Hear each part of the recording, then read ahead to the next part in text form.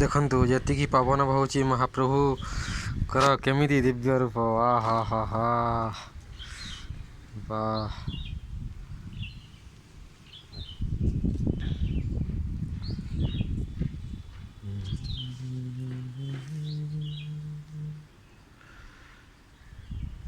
ଜଗନ୍ନାଥ।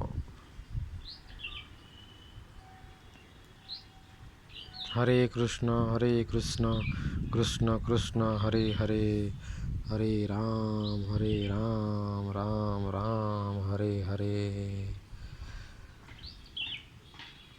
କିଏ ଭଲ ଦେଖାନ୍ତି କୁହନ୍ତୁ?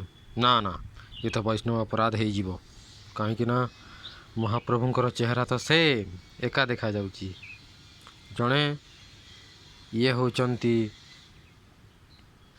ମାଧୁର୍ଯ୍ୟ ଭାବରେ, ଆଉ ଇଏ ହେଉଛନ୍ତି ଐଶ୍ୱର୍ଯ୍ୟ ଭାବରେ। ଜୟ ଶ୍ରୀକୃଷ୍ଣ, ଜୟ ମହାପ୍ରଭୁ ଶ୍ରୀ ଜଗନ୍ନାଥ।